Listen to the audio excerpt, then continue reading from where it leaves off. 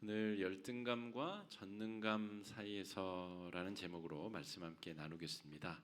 주보에 보시면 우리 성경 본문 옆에 이렇게 그림으로 이 내용이 오늘 나눌 설교 내용이 좀 요약되어 있는데요. 참조해 보시면서 함께 설교에 참여해 주시고 또 목장 모임에서도 활용해 주시면 좋겠습니다.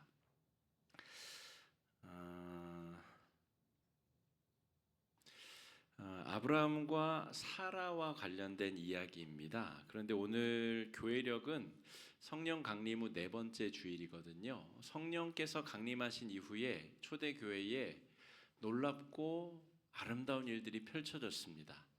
성령이 임하자 두려움과 걱정에 사로잡혀 있던 사도들이 세상 밖으로 나가서 복음을 증거하기 시작했고, 우리가 새벽에 사도행전 말씀 묵상하고 있는데 성경에 의하면 3,000명씩 5,000명씩 새롭게 예수를 믿는 자들이 늘어나는 역사가 초대교회에 펼쳐졌습니다. 동시에 초대교회에는 여러 우려스러운 일들도 함께 벌어졌는데, 대제사장과 또 그 휘하의 사두개인 또 바리새인과 같은 자들이 예수 믿는 자들을 박해하고 핍박하는 일들도 펼쳐졌어요. 그러니까 성령 강림 이후에 아주 놀라운 은혜의 사건이 펼쳐짐과 동시에 한쪽으로는 또 어려움과 고난과 핍박이 동시에 벌어지는 일들이 펼쳐진 거죠. 그런 의미에서 오늘 창세기 21장에 이 아브라함과 사라에게 약속의 아들이 태어난 이 사건이 초대교회의 성령 강림 이후에 벌어진 사건과 아주 긴밀한 연관성이 있다고 보겠습니다. 오늘 본문은 제가 임의로 정한 것이 아니라 2000년 교회 역사 가운데 성령 강림 후 네 번째쯤 되는 주일에 이 본문 말씀을 묵상하며 우리의 신앙을 점검하고 또 마음을 새롭게 하도록 우리 신앙의 선배들이 전통적으로 묵상하던 말씀의 내용입니다. 아브라함이 75세에 하나님의 부름을 받습니다. 75세에 부름을 받은 아브라함에게 하나님께서 나와 함께 먼 땅으로 이주해 가서 나와 새로운 나의 민족을 만들자라고 비전을 주시고, 그 비전을 따라서 아브라함이 먼 길을 이동하게 됩니다. 25년 만에 하나님께서 75세의 아브라함을 부르셨는데 100세에 약속의 아들 이삭이 태어나게 됩니다. 여러분, 25년은 절대로 짧은 시간이 아닙니다. 4반세기 100년을 4등분하면 그 한 덩어리가 지나야만 25년이 다 지나게 되는데 25년째 만에 약속의 아들이 태어났다는 것이죠. 우리 창세기 18장 12절 말씀 한번 같이 읽어보겠습니다. 시작. 사라가 속으로 웃고 이르되 내가 노쇠하였고 내 주인도 늙었으니 내게 무슨 즐거움이 있으리요. 창세기 18장의 이 상황은 하나님이 아브라함을 부르시고 나서 내가 너에게 아들을 낳게 할 것이다 라고 약속을 주시자 그 얘기를 옆에 듣고 있었던 사라가 비웃은 겁니다. 말도 안 되는 소리 하고 있네. 내 남편이 75세고 사라는 10살 아래니까 65세입니다. 폐경도 지났고 이미 생명을 잉태할 수 있는 가능성이 끊어진 나에게 내가 무슨 아들을 낳는단 말인가 라고 비웃었다는 것이죠. 근데 놀랍게도 창세기 21장 6절, 오늘 본문 6절인데요. 같이 한번 읽어보실까요? 시작. 사라가 이르되 하나님이 나를 웃게 하시니 듣는 자가 다 나와 함께 웃으리로다. 그래서 아브라함의 약속의 아들 이름이 이삭입니다. 이삭이라는 말이 웃음이라는 뜻입니다. 이삭 토스트 그런 것도 있죠. 이삭이라는 말이 웃음이라는 말인데 이 때문에 웃음이라는 이름이 주어졌습니다. 하나님이 내가 비웃었었는데 그 비웃음을 변화시켜서 환희와 감격의 웃음으로 내면으로부터 솟구쳐 오르는 참된 기쁨을 주셔서 나로 미소 짓게 하고 웃게 하셨도다 라고 고백했고 이름을 그렇게 졌다는 것이죠. 여러분, 하나님께서는 우리의 비웃음을 환희의 웃음으로 전환시키시는 전능하신 하나님이십니다. 내가 어떠한 세계관을 가졌고 내가 어떤 상황에서 태어났든 내가 얼마나 심한 역경과 고난을 겪고 이 자리까지 왔든 예수 그리스도를 만나고 예수 그리스도의 놀라운 복음을 접하는 순간 우리의 비웃음과 한탄과 한숨을 하나님께서 환희의 웃음으로 전환시켜 주시고 새 창조해 주시는 분이 우리가 믿고 따르는 전능하신 하나님이라는 이야기입니다. 하나님께서는 우리가 가진 여러 한계들을 초월시켜서 변화시키십니다. 성령 강림 후 네 번째 주일인데 초대교회 우리 성도들도 마찬가지였습니다. 예수님이 십자가 위에 달려서 돌아가시자 소망을 다 내버리고 이제 우리는 끝났다. 이제 우리는 더 이상 희망을 가질 수 없다. 그리고 다 각자 자기의 고향으로 돌아가 버렸습니다. 그런데 엠마오라고 하는 고향으로 돌아가던 제자들 옆에 부활의 예수님이 동행하시면서 그들의 마음을 돌이켜 주시고 또 베드로, 안드레, 야고보, 요한 여러 제자들은 갈릴리 호수로 가서 다시 고기 잡는 어부 생활로 돌아갔는데 예수님께서 그들 가운데 나타나셔서 그들의 마음을 회복시키고 다시 뜨겁게 만드는 역사를 이루셨다는 거죠. 그러므로 하나님께서 내가 가진 이 불가능하고 유한하다고 하는 한계를 초월시키는 나를 새롭게 거듭나게 하시는 분, 그 예수 그리스도 십자가 보혈의 능력을 우리는 믿으며 이 자리에 예배자로 서 있다는 것입니다. 75세의 아브라함이 부름을 받는데 사라가 비웃었죠. 그리고 그 비웃음 이후에 10년의 시간이 흐릅니다. 자기가 비웃은 대로 자기의 예견대로 아들이 태어나기는 고사하고 아이가 생겨날 기미가 전혀 없는 일이 10년간이나 지속된 것이죠. 유대인들에게 있어서 10년이라는 시간은 굉장히 중요한 의미를 갖습니다. 해볼 걸 다 해보는 걸 10이라는 숫자가 포함합니다. 그러니까 내가 인내를 가지고 기다려본 것을 다 합치면 10이라는 숫자가 됩니다. 그러니까 사라와 아브라함이 10년을 기다렸다는 것은 기다릴 만큼 기다렸다는 거죠. 그래서 사라가 무슨 결정을 하냐면 그러면 내 여종 하가를 남편에게 들여보내서 자녀를 낳게 해야 되겠다. 그것이 하나님의 뜻인가 보다 생각해서 여종 하가를 남편과 동침하게 하죠. 그래서 태어난 아들이 이스마엘입니다. 75세의 부름을 받고 10년을 기다린 다음에 85세에 임신하여 86세에 낳은 아들이 이스마엘이라는 거죠. 그러니까 사라도 할 만큼 한 겁니다. 최선을 다해서 하였으나 그 방법이 하나님께서 원하시던 방법, 하나님께서 이루어 가시는 방법은 아니었다는 거죠. 그래서 자신의 계획대로 여종 하가를 통해서 배다른 자식 이스마엘이 태어나게 되죠. 그리고 그것이 최고의 대안인 줄 알았습니다. 역시 내가 지혜로워. 내가 한 방법대로 했더니 자식을 얻었구나. 하나님께서 우리에게 주신다고 하는 약속의 자녀가 바로 이 이스마엘인 것 같다. 한때는 이스마엘이 자기가 생각할 수 있는 최고의 대안이었습니다. 그런데 25년째가 되는 해, 아브라함 100세, 사라 90세에 실제로 약속하신 아들 이삭이 태어났다는 거죠.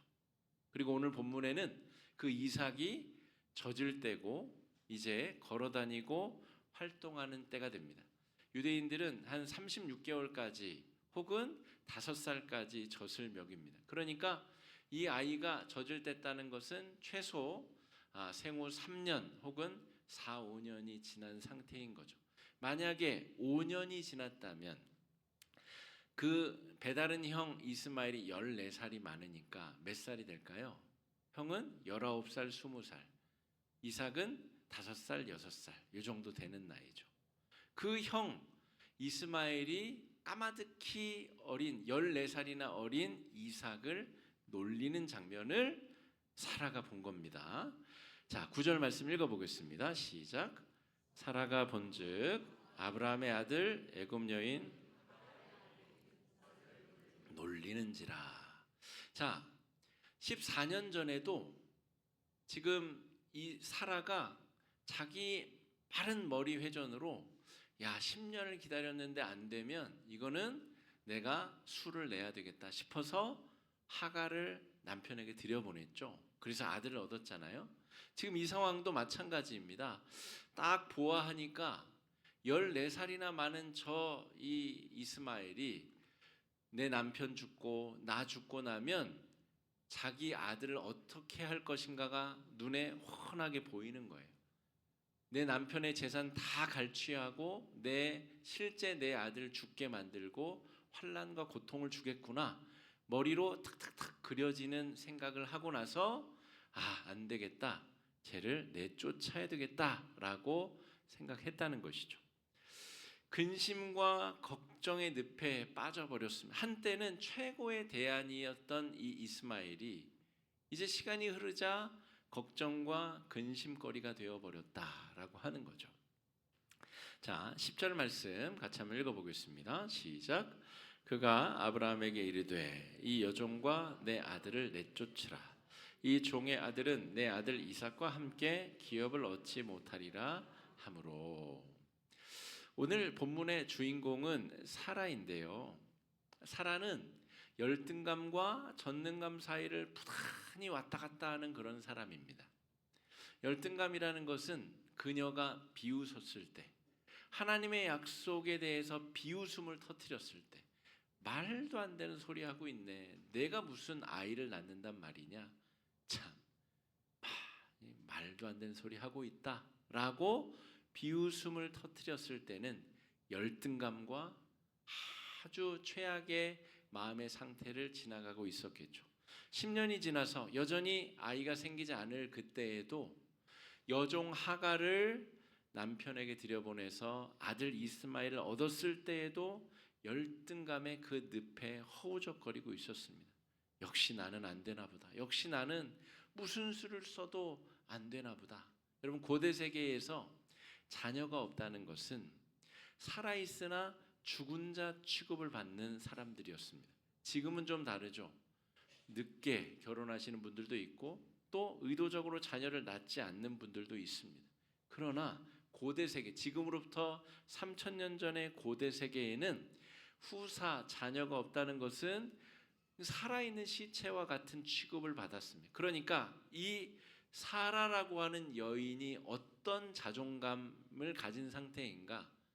남편은 여종을 통해서 아들이라도 얻었죠. 지금 정실 부인인 자신은 아무리 애를 쓰고 기다려도 자식을 가질 수도 낳을 수도 없는 사람, 살아있으나 숨 붙어있는 송장 취급을 사람들로부터 받던 신세였다는 것입니다. 할 끝도 없는 열등감의 그 터널의 끝을 아주 심각하게 그 늪에 빠져있는 상태라고 볼 수 있죠. 그러던 사라가 25년을 기다려서 아들을 낳은 겁니다. 그리고 나서 이 여인이 어떤 결정을 하죠? 마치 자기가 전능한 사람인 것처럼 하갈과 그 아들 이스마엘의 생명을 자기가 쥐락펴락 살렸다 죽였다 할 수 있는 것처럼 결정을 하게 됩니다. 자기 남편을 시켜서 여종과 그 배다른 아들을 내쫓으라고 시키죠. 그리고 아브라함은 고민과 갈등 속에 사라의 말을 듣게 됩니다. 여러분, 어떤 때는 굉장한 열등감의 수렁에 빠져 있다가 또 조금만 상황이 바뀌면 자기가 전능감에 도취되어서 타인의 생명조차도 내가 죽였다 살렸다 할 수 있다라고 착각하는 존재가 바로 저와 여러분, 우리들의 정체성이라는 거죠. 성령께서 강림하셨을 때 초대교회에도 똑같은 일이 벌어졌습니다. 사람들끼리 그전에는 예수를 십자가에 못 박도록 동조했던 자들이, 열등감과 패배감에 빠져 있었던 이들이 성령 강림 이후에는 전능감에 휩싸여서 마치 자기가 하나님이라도 된 것처럼 그렇게 설치고 다니기도 하였습니다.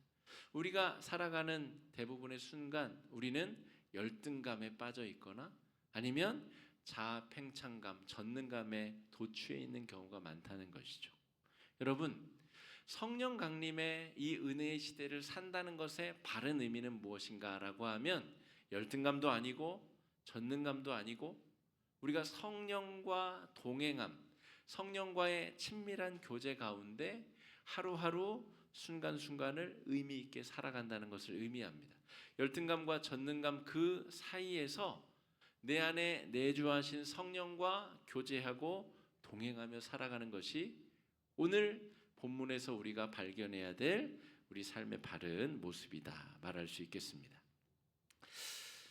사라는 하나님께 묻지 않았습니다. 이 문제를 어떻게 해결해야 될지, 이 문제를 어떻게 뛰어넘어야 될지를 하나님께 묻지 않았다는 거죠.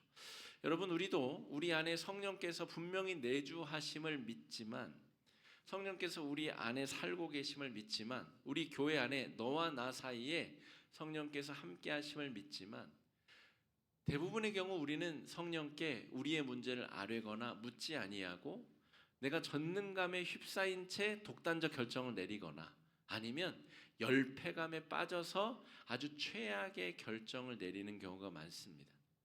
우리 안에 살아계신 성령을 우리가 얼마나 외롭게 만드는지, 얼마나 소외시키며 살아가는지를 이 시간 우리가 잘 한번 생각해 봐야 됩니다. 천지를 지으신 하나님께서 우리 안에 살아계십니다. 사라는 분명 잘못된 결정을 내렸습니다. 여러분, 우리가 감정에 휩싸인다라고 하는 표현을 씁니다. 우리 5월, 6월 우리 이수다 모임도 참 만남이라는 주제로 우리가 같이 공부하고 어저께 수련회도 가졌는데요. 우리 흔히 감정에 휩싸인다라고 하는 표현은 감정이 지나가야 되는데 감정이 지나가도록 내버려 두지 않고 감정을 붙잡고 감정 속에 완전히 동화돼 버리는 현상을 의미합니다. 사라에게도 수많은 감정의 동요들이 있었습니다. 하나님의 천사가 예언할 때에는 비웃음이 터져 나왔고 또 10년이 지나서 불안하고 초조한 마음일 때는 걱정과 초조함 때문에 자신만의 방법을 찾으려고도 조급한 마음도 일어났습니다. 그리고 사라 나이 90세에 남편 나이 100세에 약속의 아들이 태어났을 때에는 교만해지고 오만방자해져서 타인의 생명 따위는 안중에도 없는 잘못된 결정을 내리기도 하였습니다. 그 마음에 끊임없는 느낌의 감정의 역동들이 일어났다는 거죠. 우리는 그 감정들이 잘 지나가도록 기다릴 수 있어야 됩니다. 감정은 지나가는 바람과 같습니다. 우리가 의도한다고 해서 감정이 생겨나거나 사라지는 것이 아닙니다. 나는 이런 감정을 느끼고 싶지 않다고 해서 그 감정이 우리의 마음에 덮쳐오지 않는 것이 아닙니다. 감정은 내가 통제할 수 없는 심장 근육과 같은 것입니다. 원하면 뛰고 원하지 않으면 안 뛰는 것이 아니라 내가 어떤 상황이 되면 어떤 말을 들으면 어떤 상황에 처하면 감정의 바람이 내 마음을 지나가는 것이 자연스러운 일입니다. 그런데 그 감정이 잘 지나갈 때까지 우리가 성령과의 친밀한 관계를 유지하는 것이 필요합니다. 감정이 최고조에 달했을 때에 감정에 휩싸이지 않으려면 내 안에 마음의 주인이신 성령과 친밀한 사귐의 교제의 관계 안에 머물러 있어야 됩니다. 성령께 묻고 성령의 인도하심을 따라 성령의 빛을 따라가는 삶을 감정이 휘몰아치는 그 과정에 우리가 성령과의 대화를 이어나가야 된다는 것이죠. 그때에 우리는 감정이 잘 지나가는 경험을 하게 되고 성령께서 나에게 요구하시는 바에 순종함과 따름의 마음으로 그 길을 걸어갈 수 있다는 것이죠. 지금 제가 하는 말이 여러분 잘 이해되지 않을 수 있으나 여러분 우리 가을에도 이 수다를 통해서 이런 내용을 몇 달에 걸쳐서 한번 깊이 있게 다뤄볼 예정입니다. 우리 성도님들도 함께 그 과정에 동참하셨으면 좋겠습니다. 여러분, 사라가 열패감에 사로잡힌 잘못된 결정, 인간적인 방법, 혹은 자기 소망이 이루어졌을 때 전능감에 사로잡혀서 아주 못된 결정을 할 때에 하나님께서 무엇을 하고 계시는가? 하나님께서는 버림받은 하갈과 이스마엘을 끌어안고 그들을 사랑하십니다. 자, 21장 18절 19절 말씀 같이 한번 읽어보겠습니다. 시작. 일어나 아이를 일으켜 내 손으로 붙들라. 그가 큰 민족을 이루게 하리라 하시니라. 하나님이 하갈의 눈을 밝히셨으므로 샘물을 보고 가서 가죽 부대에 물을 채워다가 그 아이에게 마시게 하였더라. 아멘. 여러분, 우리가 열패감에 휩싸인 채 잘못된 결정을 내려서 이 아이가 태어났잖아요. 그리고 자기 상황이 좋아지자 이 아이를 이제 사지로 내몰았습니다. 사라가. 그런데 하나님께서 이 아이와 그 어미 하갈에게 어떻게 대하고 계신가를 주목해 봅시다. 인간의 실수로 잘못된 결과들이 만들어졌지만 하나님께서는 그 인간의 그 잘못된 판단과 결정에 대한 결과에 대해서 하나님께서 무한 책임을 지고 계시다는 거죠. 하나님이 인간이 되어 이 땅에 오신 이유도 바로 그것이고 우리에게 성령으로 임하셔서 우리와 동행하시는 이유도 그것입니다. 우리의 연약함에 대해서 무한 책임을 지시고 우리와 끝까지 동행하시는 성령 하나님이 이 일을 위하여 우리 가운데 오셨다는 것이죠.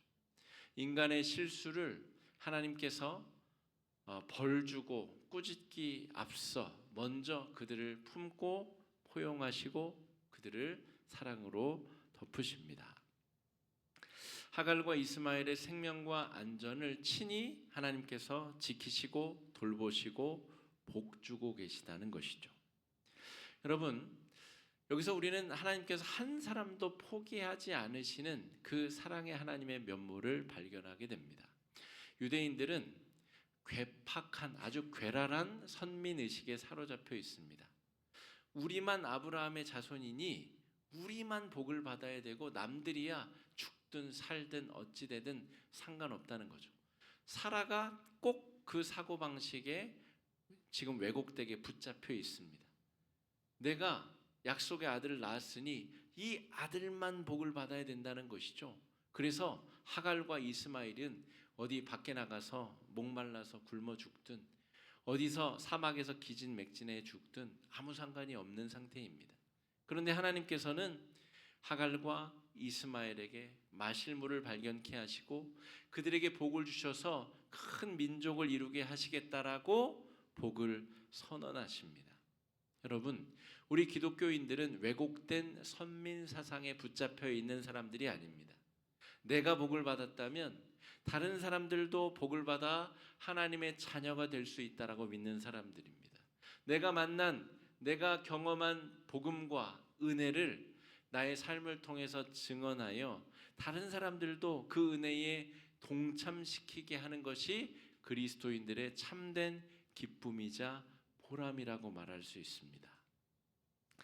성령 강림 이후에 여전히 열등감과 전능감 사이에 사람들이 휘둘리고 있습니다. 초대교회도 그랬습니다.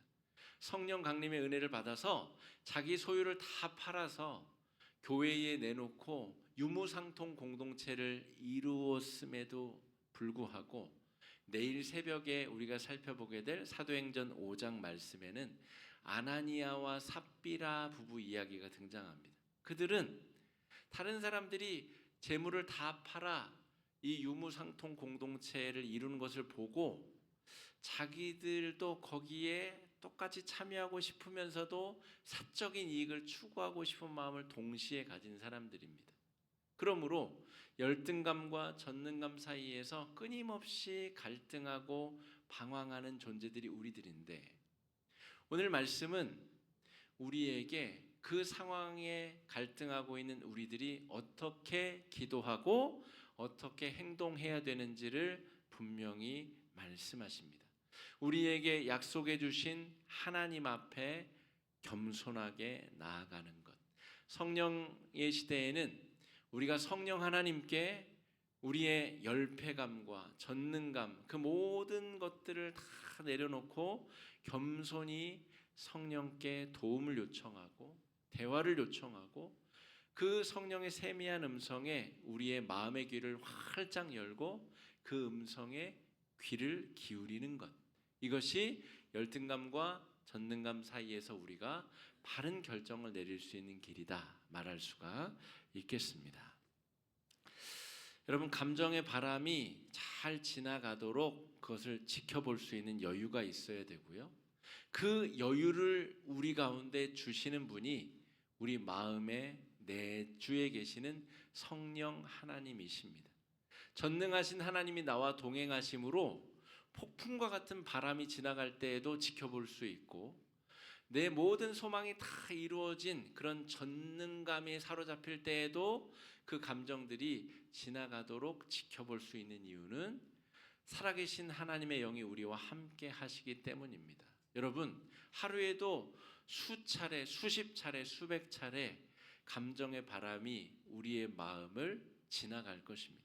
그때에 그 순간순간 우리가 열패감과 전능감을 왔다 갔다 할 일이 아니라, 그 때문에 잘못된 결정과 판단을 내릴 일이 아니라 우리 안에 내주하시는 중심을 잡고 계시는 성령님께 도움을 요청하고 질문하고 그분의 세미한 음성에 우리가 귀를 기울여 듣고 그 인도하심의 빛을 따라 걸어가는 믿음의 자녀들, 빛을 발견하여 따르는 지혜로운 자들이 되어야 하겠습니다.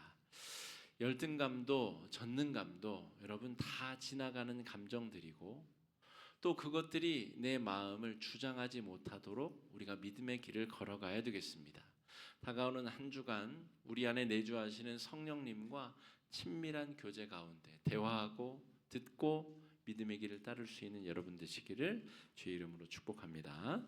이 시간에 말씀 의지해서 함께 기도하실 때, 하나님, 우리가 성령의 이끄심과 인도하심을 따르는 인생들 되게 하여 주셔서 살아가 실수한 것처럼 열패감에 사로잡혀서 자신만의 방법으로 죄악을 짓거나 아니면 자신의 소망이 이루어졌다고 해서 전능감에 사로잡혀 오만방자한 결정을 하지 아니하도록 성령의 이끄심과 성령의 주도하심을 따라 걸어가는 인생들 되도록 이 시간에 함께 기도하며 나아가겠습니다. 기도하겠습니다.